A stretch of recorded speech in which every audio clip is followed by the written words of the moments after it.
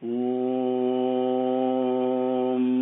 Shri Gurubhyo Namaha Harihi Om Gananaham Tva Ganapatigum Havamahe Kavim Kavinamupamastravastamam Cheshtarajam Brahmanam Brahmanaspata Anasrinvan Utibhissida Sadanam Prano Devi Saraswati Vajebhirvajinivati Dhinama Vitrayavatu Ganeshaya Namaha Saraswatyai Namaha Shri Gurubhyo Namaha Harihi Om Sumukascha Ekadantascha Kapilo Gajakarnakaha Lambodharascha Vikato Vignarajo Vinayakaha Dhumaketur Ganadhyakshaha Palachandro Gajananaha Vakratundaha Surpakarno Herambaha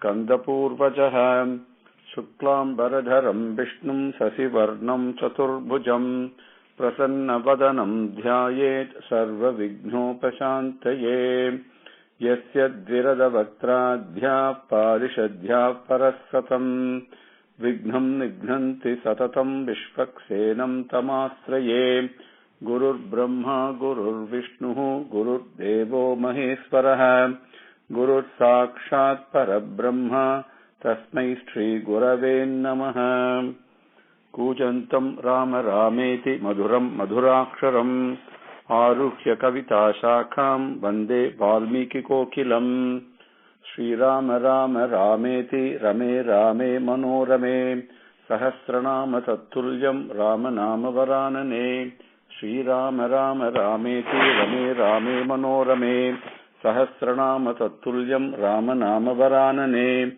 Shri Rama Rama Rameti Rame Rame Manorame Sahasranama Tattulyam Rama Nama Varanane Yatra Yatra Raghunatha Kirtanam Tatra Tatra Krita Mastakanjalim Bhashpavari Paripurna Lochanam Marutim Namata Rakshasantakam.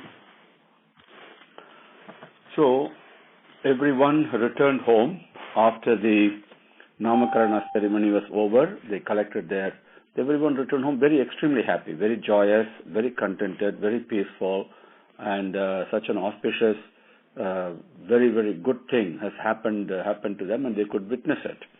So they were all very joyous, very enthusiastic, and returned home. And the mothers took their babies back to their palaces and wanted to raise them. Now, the one problem took place when this happened. See, Sumitra took her children, and as any mother would do, 10-day-old baby, you try to put it to sleep, and you give it, feed milk to it, take care of it, and all that, right? So this baby, this eldest son of Sumitra, whatever she did, it just would not stop crying. It always cried and cried and cried and cried. And it would not sleep. At night time it would not sleep also. And this went on for a few days. And then it stopped drinking milk also. Because what to do when you're faced with a situation like this, she didn't know what to do. Consulted so many people, consulted the doctors, and gave medicines and all that. But nothing happened. It just kept on getting worse and worse. And she was getting very afraid that if the baby continues like this, without even drinking milk, and not even sleeping, and continuously crying, what's going to happen to its health? Like any mother would be concerned. And the medication did not work, and she really was completely at wit's end. So she went and consulted their family guru, Vasishta. She said, Swami, what is happening here? Is there anything that I should do? Any parigaram, that prayaschitam, prayers, worship, what should I do? What is happening? Do you know? Can you please help me? And Vasishta sat down, went into dhyanam, and then he could see exactly what was happening. Then he opened his eyes and told Sumitra, the illness that your son has got is not an ordinary illness that cannot be cured by, medicines and medications and by doctors and all that. The one thing that if you do, as I tell you to do, then it will be completely cured. Not only that, he will become very happy also. Okay, Swami, what should I do? What should I do? You take that baby, put it on the cradle where Rama is sleeping, the same bed. And then the baby will be all right. So Vasishtha got up and went away. So Sumitra took that baby, took that Lakshmana, and put it in a cradle where Rama is there. Immediately, there was a 180-degree turn of events. The Lakshmana became so happy, started kicking his feet and smiled and giggled and all that.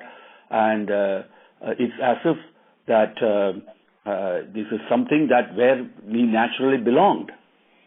And Sumitra was wonderstruck at that. But anyway, she was happy that the baby stopped crying and was playing and was normal and all that. And she was still mysterious. She didn't know what happened. Then when she came back home, now the second baby, Shatrugna, was doing the same thing. So she consulted Vasishtha again. And he said, this is what you do, Amma. You take that baby and put it in the same cradle where Bharata is. And you will be all right. And lo and behold, the same thing happened. Shatrugna was very happy and giggly and playful, and he couldn't believe it. So now, Sumitra was back in her palace and no children. Both her children, one of them was in Kaikeyi's palace, the other is in Kausalya's palace. And she said, what on earth has happened? I bore these babies for 9 months, right? And then I gave delivery to them, but it is not given to me to rear them up. So what are the mysterious ways of Bhagavan works, And she was not complaining. She was thinking, what is this? Why is it happening like this? And so she spent part of her time in Kausalya's palace playing with Rama and Lakshmana, and part of the time in Kaikeyi's palace playing with Bharata and Shatrugna. And she was kind of going to and fro between the two places, and she almost like a maidservant. She thought, oh my God, I'm like a maidservant now, playing with my own children who are being brought up by others. So she didn't know why this was happening like this. So she consulted Vasishtha again. Swami, what is it that I have done? Why is it happening like this, that I'm not given to bringing up my children that I delivered? And then Vasishtha told her, you see, Lakshmana is a part of Rama, and Shatrugna is a part of Bharata. And then the light went on in her mind. Vasishtha went away.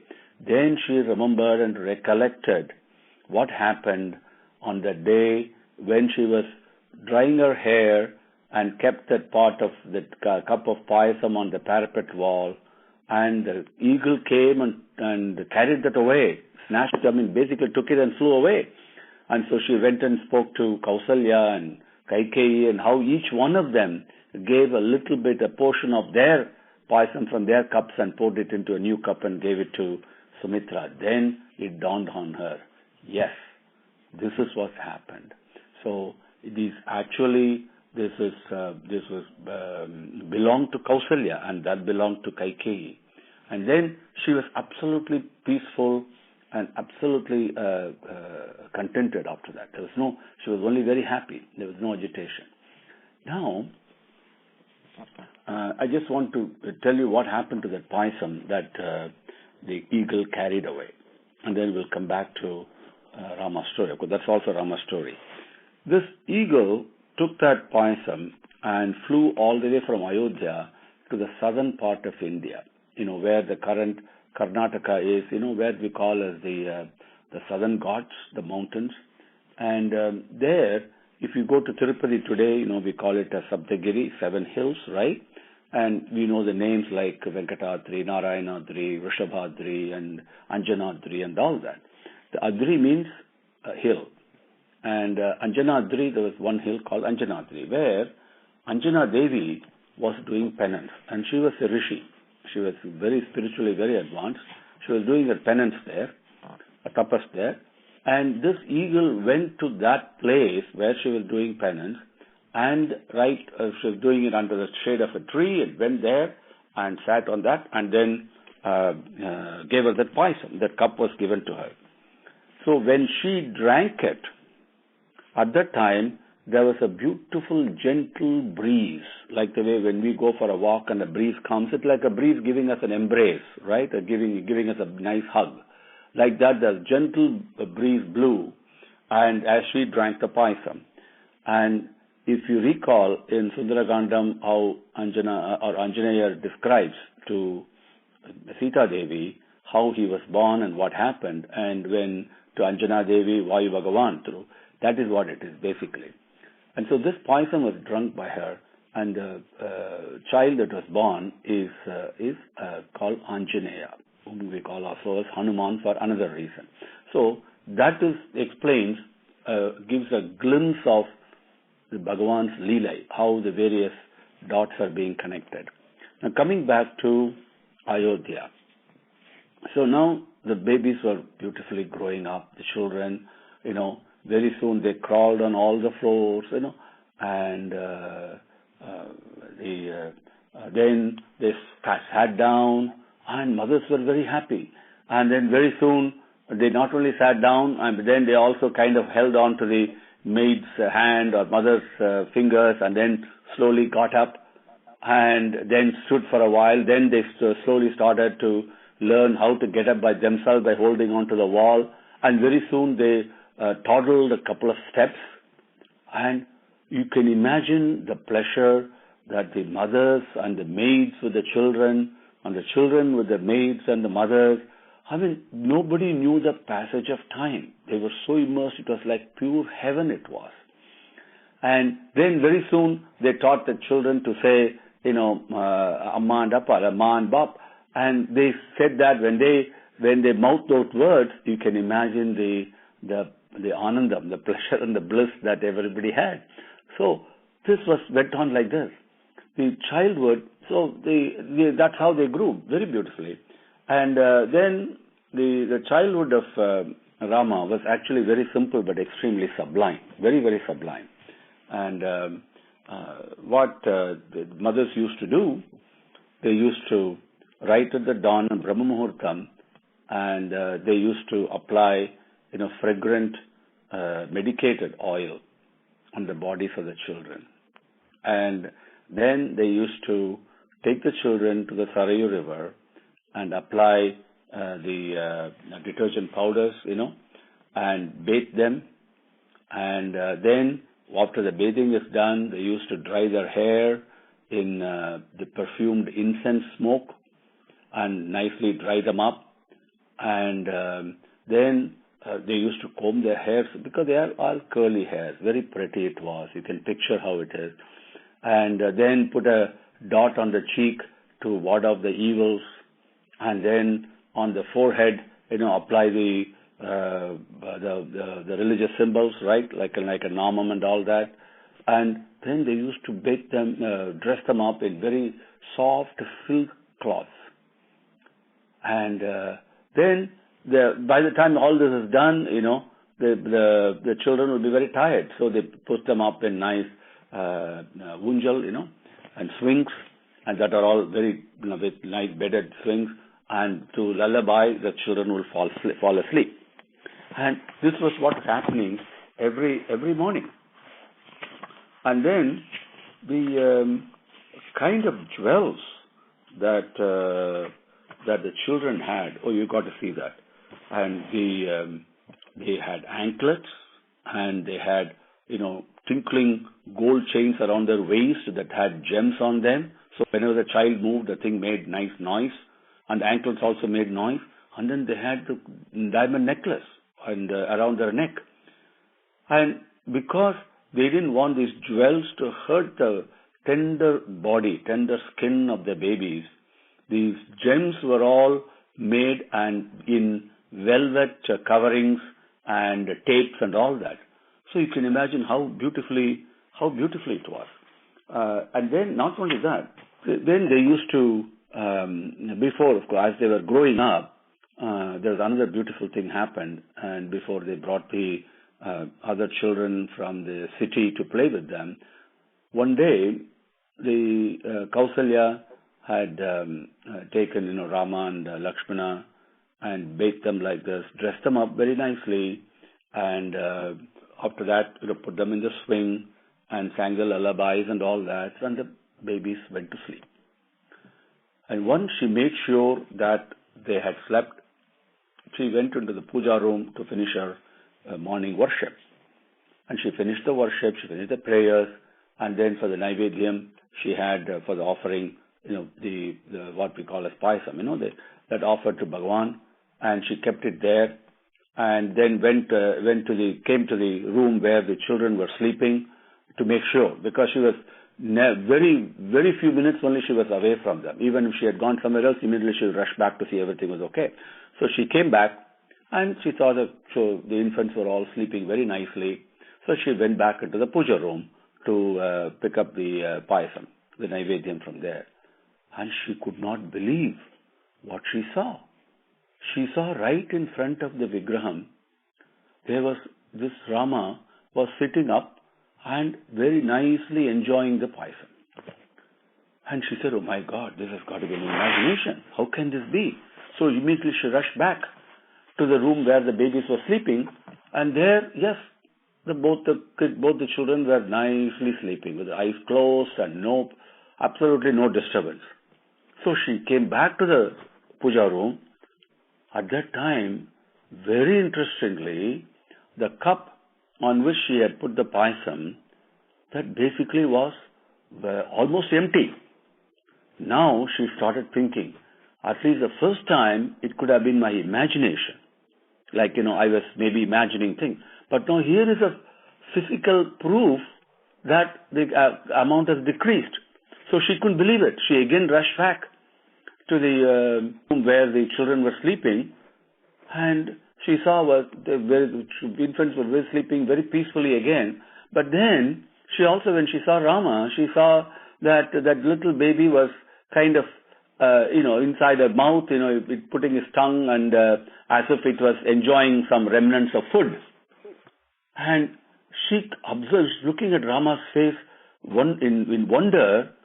At that time, she saw the whole universe revolving around in Rama's face, and she couldn't believe it. She was fixated.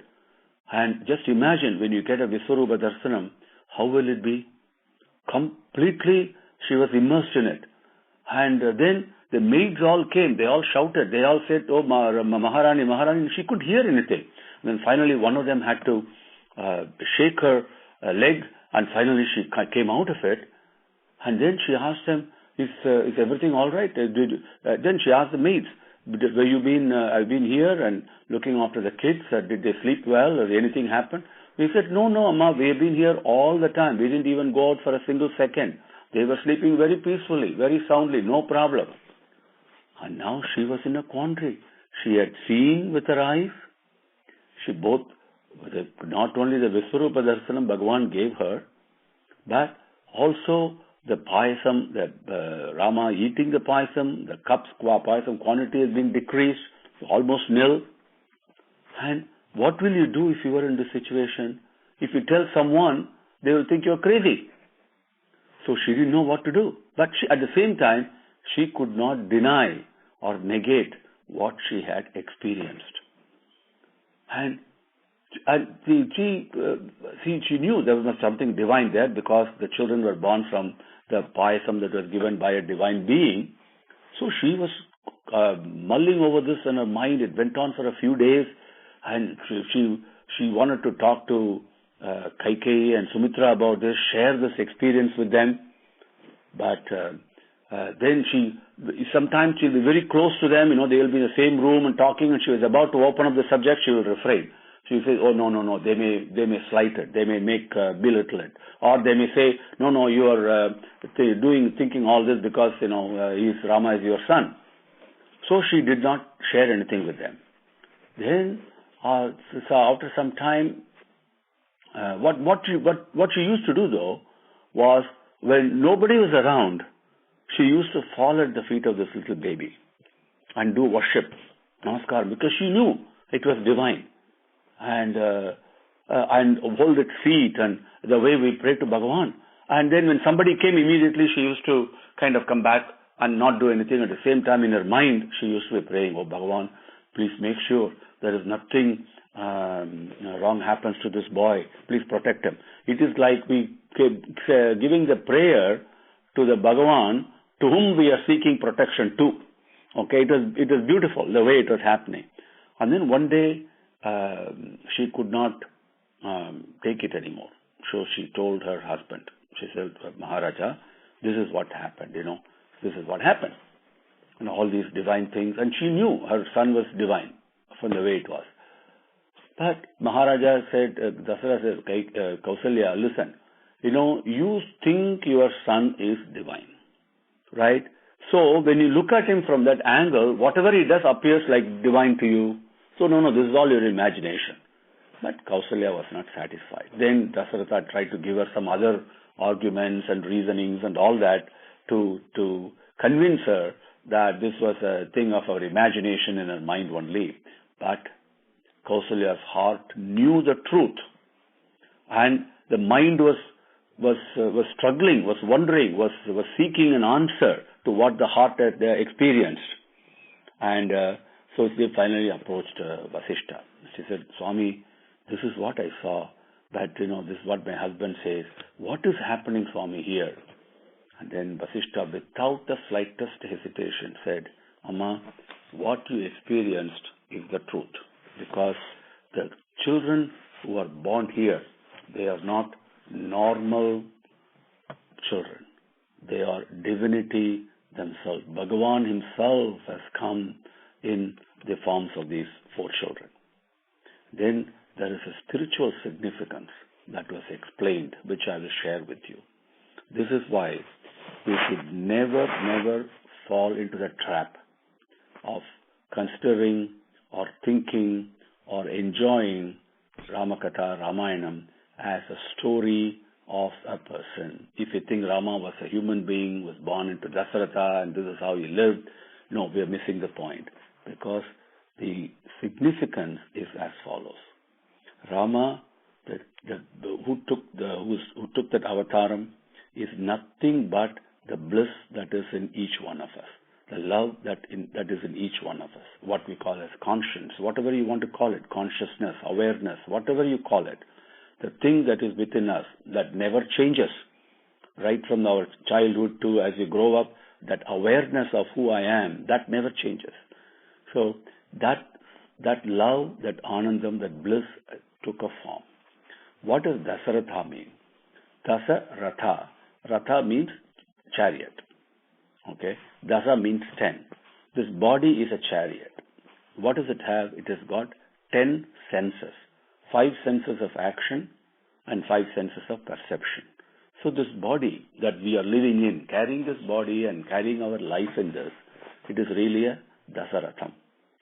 And what are we supposed to achieve with this body? Why have we been given birth? And what is our duty in this life? We have to achieve 4 Purusharthas. And the 4 Purusharthas are the objectives of life. The objectives of living is different. You may buy a house, buy a car, whatever it is. No, objective of life is different. Objective of life is dharma, achieving, or dharma, artha, kama, moksham. Dharma, artha, kama, moksham.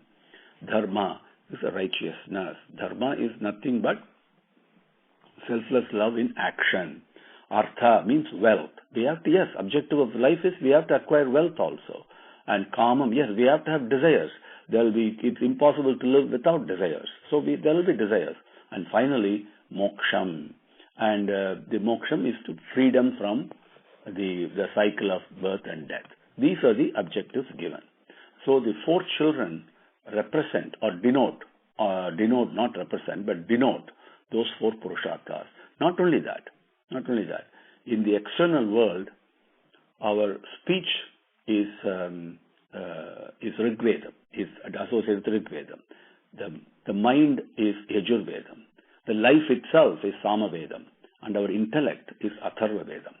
So the 4 Vedas are denoted by the 4 children. There is actually no difference between the Vedas. There is no difference.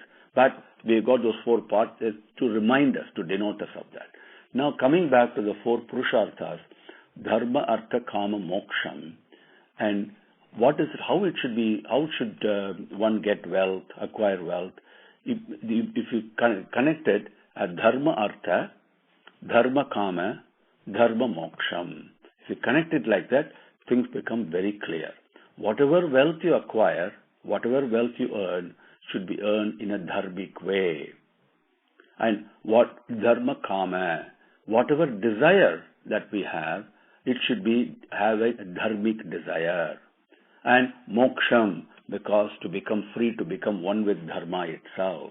This is the meaning of those 4 Purusharthas. So what does this, the 4 brothers denote then? They denote that everything must be associated in the company and one with Dharma. That is why all the other 3 brothers were always following and attached to Rama only. Why? Because Rama is Ramo Vigrahavan Dharma. Rama is the embodiment of Dharma. To show the human beings how to lead their lives in a dharmic way, how to earn wealth, what kind of desires to have, and finally, what is the goal? To be one with Dharma and attain Moksham.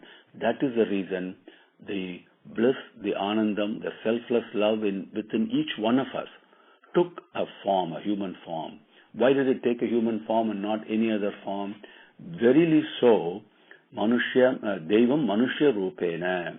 The important thing is, the human being, a man can relate to only another man, cannot relate to another animal. If Bhagavan comes as a snake, we won't be able to relate to it. But he comes as a human being so that we can interact with him, we can hear him, we can listen to him, we can talk to him, and then, not only that, we can see how he conducts himself. And then, correspondingly, we can do that by a demonstrated example. This is how I must also conduct myself. To teach us all this, and to share the love that he is, and to prompt us to share the love that each one of us are with others. That is the reason Bhagavan took that form. These are the spiritual significances and spiritual meaning and the true approach. If one approaches hearing the glories and the stories of Rama, or any avataram for that matter, from this mental perspective, then one benefits quite a lot. So the Rama has come to show, yes, important to do yagam, yajnam, all the tapas, penance, all those things, but they are all really not that important. What is really important is to live in love and share the love that you have, because that love is dharma.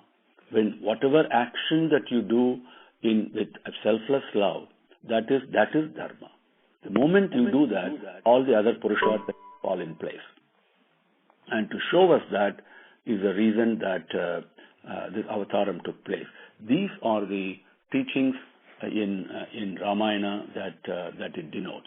With that, we will stop today and continue tomorrow. Om Shri Gurubhyo Namaha. Harihi Om. Samastalokaha Sukhino Bhavantu. Samastalokaha Sukhino Bhavantu. Samastalokaha Sukhino Bhavantu. Om Shanti Shanti Shanti. Harihi Om.